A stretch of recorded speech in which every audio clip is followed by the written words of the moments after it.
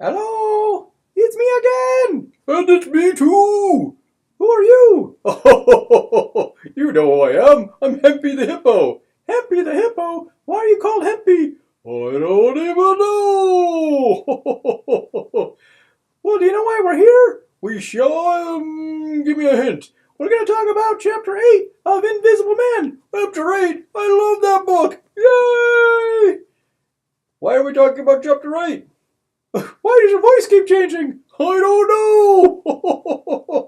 Well, we're talking about Chapter 8 because... Oh, wait. We're talking about Chapter 8 in front of 4th period and 8th period. Oh, 4th period and 8th period. I love those guys. Yay! Hi, 4th period. Hi, 8th period. Look at my teeth. Ah. Okay, let's get started. Okay.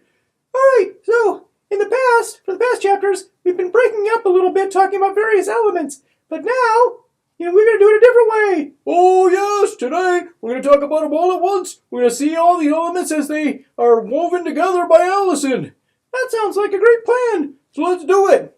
Well, first thing you got to know is that this is another one of those short chapters. That's 2 short chapters in a row, in between 2 long chapters. Looks like Ellison is trying to pace himself. Yeah, it's kind of interesting that way. This is really tiring. I don't know why. Oh, let's just keep going. It's late, and we got to get this video up. Okay, here we go. So, I can't read. Okay, you read. Okay, I got it.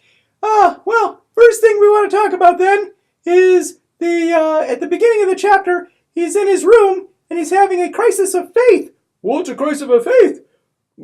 Why are you talking like me? I don't even know. Okay, so he's in his room at the men's house, and there's nothing much in there. There's a bed, and a dresser, and a Bible. Oh, a Bible. Yeah, and that's the only thing that reminds him of home, because he comes from a fairly Christian background. So, he reads the Bible, right? Well, he tries to, but he finds that he can't. Why not? Well, because his faith is shaken. He believed that if he did all the right things, only good things would happen to him, but it turns out, not so much. Oh, poor guy. So, anyway, he's in New York City now, and the contrast is, New York City is kind of like, for him, the opposite of a holy place. It's a place of, later in the chapter, it's called wickedness. Whoa, sounds scary. Alright, so anyway, that happens on page 162, but then on the very next page, he talks about, I am getting tired. Yeah, let's see if we can finish this up. Okay, so he talks about needing some validation. He's been having some tough times, and he worries about his self-esteem. And so he's hoping all these rich white guys will validate him, but he's worried that they might not. So what does he do? Well, one of the things he tries to do is begin to validate himself, to affirm himself. He stands in front of a mirror, doesn't he? Sure does. Anyway, at the same time that he's trying to stay positive, he's recognizing that he's pretty angry. Oh, anger? That's not good. Yeah, he tries to suppress it, but it's difficult because he's got a lot of resentment over Bledsoe and getting kicked out of school and all that kind of stuff. I can understand that. So, anyway, he decides that he's going to try to adopt some of Bledsoe's behaviors. Like what? Well, he's going to try to talk less Southern while he's in New York or in the North, and then, when he's in the South, he'll readopt those Southern behaviors. Whoa, sounds pretty phony. Yeah, I'm a little worried about that, kid. Well, that's what happens next. Well, I'll tell you.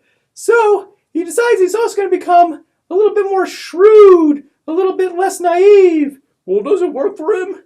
Well, he's struggling for a bit. He starts out being kind of paranoid, thinking that he's being watched all the time.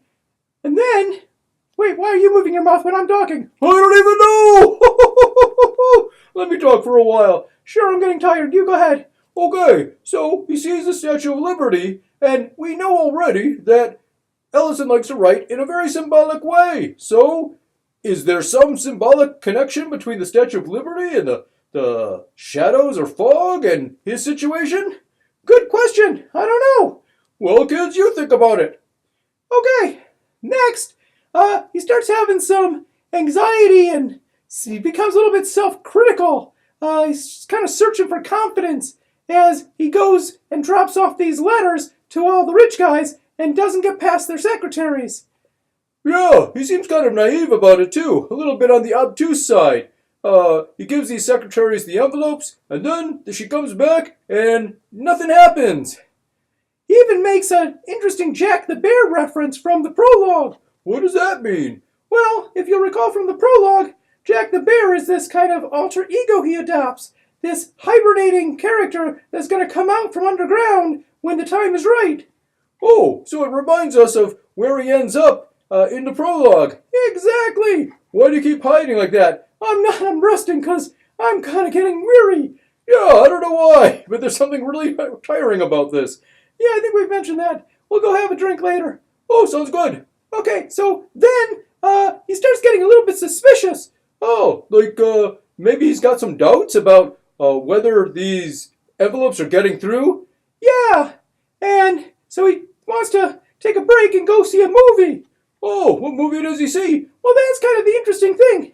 Ellison could have picked any movie plot he wanted to, so the fact that he picked this one means that at least suggests that maybe there's some sort of connection. What sort of connection? Well, I don't know. Let's leave it to the kids to decide. All right, kids, you figure out what's the connection between the movie he sees and his situation. Yeah, you figured it out. We can't do anything for you. We're just animals. And not even real.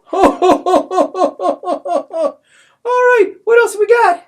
Well, at the end of the chapter, he seems to be trying to be a little bit keeping up his faith, trying to be hopeful. And there's a good sign, too. He's got a letter a call from Mr. Emerson. He's going to go see him tomorrow. Oh, that's pretty good news. I hope so. Well, let's see what happens. All right, I hope you kids read ahead a little bit because Chapter 9's a long one. We'll see you next time. Yeah! Well, maybe not me. Well, maybe. We'll see. Okay, bye. Yay!